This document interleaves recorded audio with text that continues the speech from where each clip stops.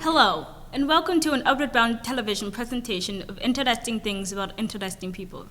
I am the female pianist Teresa Carreño, and I have with me the author of Silent Spring, Rachel Carson, and the soccer player Mia Hamm.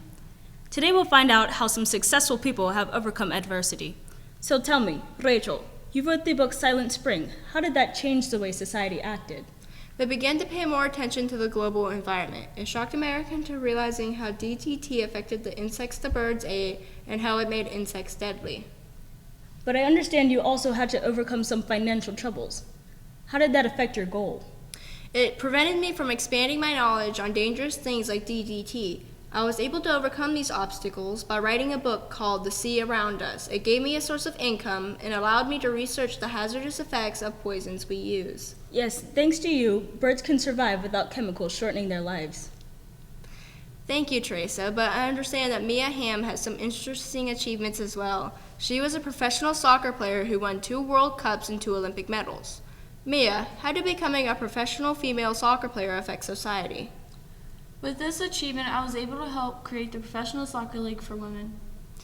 And you had to overcome the passing of your brother. That must have been difficult. How did you handle it?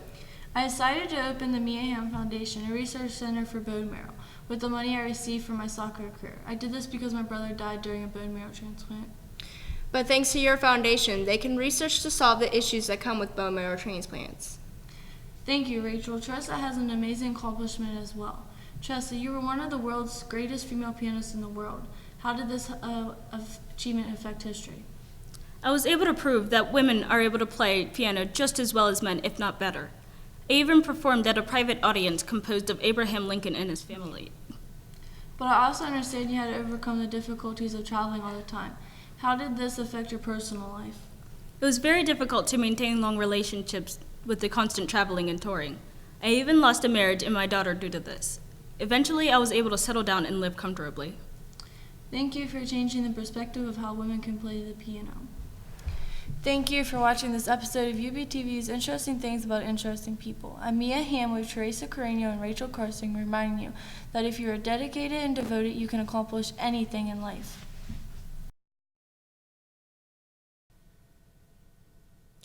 Hello, and welcome to an Upward Bound television presentation of interesting things about interesting people. I'm the first American revolutionary ballet dancer, Maria Tallchief, and I have with me today Admiral Grace Murray Hopper, known for her ability to work with technology. Today, we'll find out how some successful people have overcome adversity. So, tell me, Admiral Hopper, you helped to program the world's first computers and write the first universal program language, COBOL? How did this have an effect on society? Well, Maria, I helped to usher in the information age. Without computers, we could not communicate as fast or have information at the touch of a button. This has helped us evolve from the industrial age into the information age. But I understand you also had to overcome the fact you were the only woman in a male-dominant field. How did that help you achieve what you accomplished? Well, it helped me to persevere through the many obstacles I had to face. For example, I believe that the major obstacle to putting computers in homes and businesses was there weren't enough programmers. It took years for my insisting that a universal program language was possible. Once it was put into action, we could begin to train programmers. Well, I'm very sorry you had to face that, but I think the society has benefited from all you've done. Thank you, but I understand that you, Maria, opened doors for females in different backgrounds of classical dance. How did this have an effect on society? Well, it gave women an opportunity to be able to pursue their passions no matter what their financial states or backgrounds are. And you had to overcome racial differences when you were younger, such as being made to do little performances with your sister? I did. These performances were ridiculous. The county fair made my sister and I dress up in these disturbing costumes that were not at all how we would traditionally dress. But all of this just made me want to pursue my dream and overcome the discrimination from people. Maria, I'm really sorry you had to go through that, but I think it influences dancers to pursue their dreams. Thank you for watching this episode of UB's TV's Interesting Things About Interesting People. I am Admiral Grace Hopper with Maria Tallchief, reminding you that anything is possible if you persevere through hardships. Hello, and welcome to an Upward Bound television presentation of interesting things about interesting people. I am one of the first in occupational health and toxicology, Dr. Alice Hamilton. And today I have with me the beloved short story writer, William Porter, better known as O. Henry. Today we will find out how successful people have overcome adversity. So tell me, William, how did your stories such as The Gift of the Magi and The Ransom of Red Chief influence society?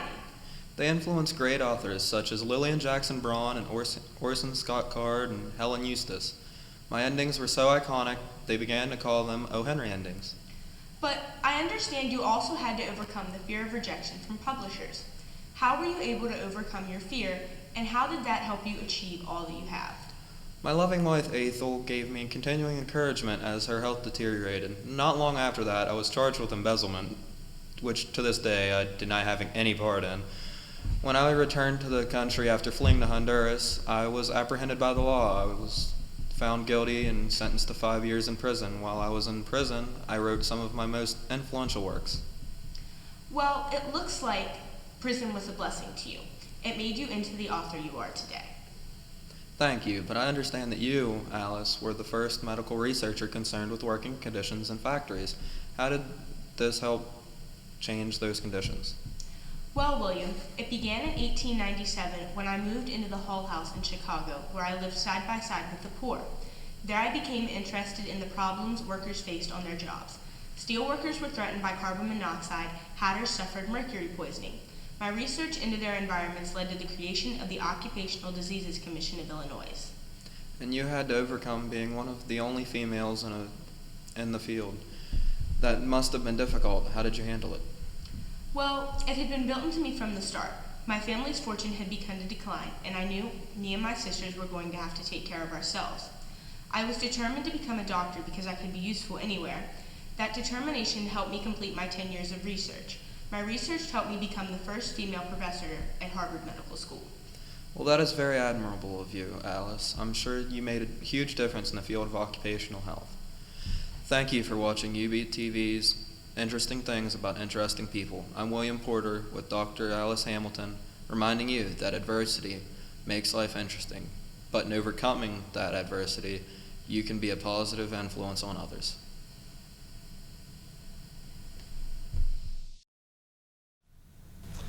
Hello and welcome to an Upward Bound television presentation of interesting things about interesting people. I am the figure of quantum electrodynamics, Richard Feynman, and I have with me today Discover the Double Helix, Rosalind Franklin. Today, we'll find out how some successful people have overcome diversity. So tell me, Rosalind, you're the one who discovered the double helix. How did this affect society?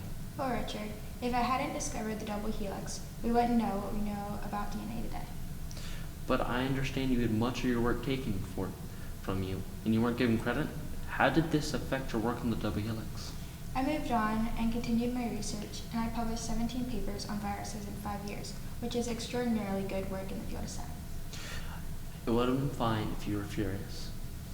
But you kept strong, ignored them, and moved on. Thank you.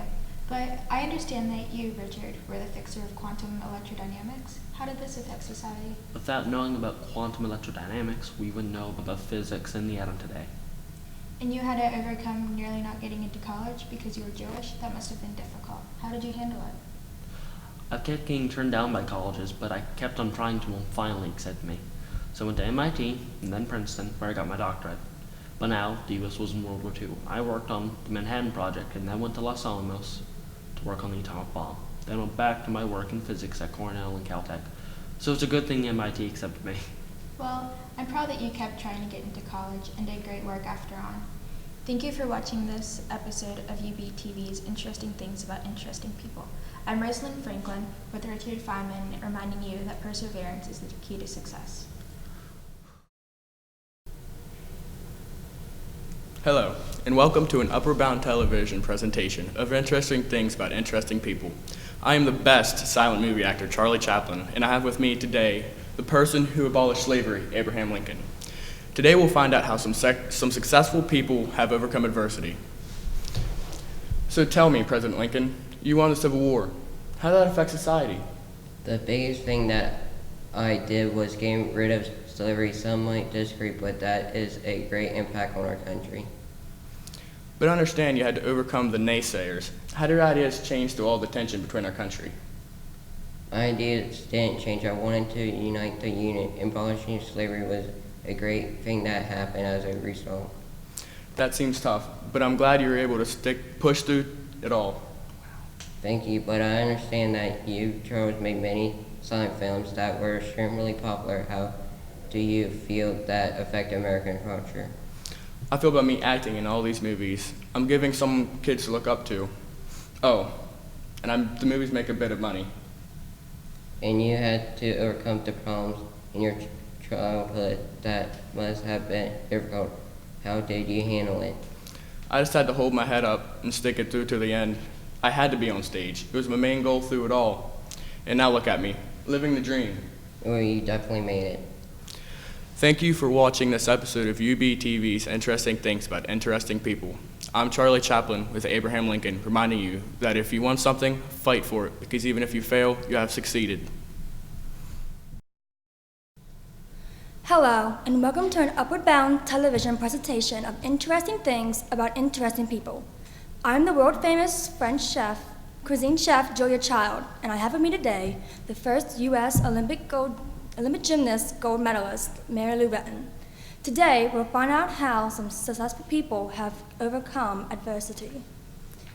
So tell Mary Lou, you were the first woman in America to win a gold medal. How did that affect women's sports? It gave women determination to achieve their goals and dreams. But I understand you also had to overcome a knee surgery 2 months before the Olympic Games. How did that affect your achievement? My determination to prove to everyone was telling me I couldn't do it, which made me want to get up and do it.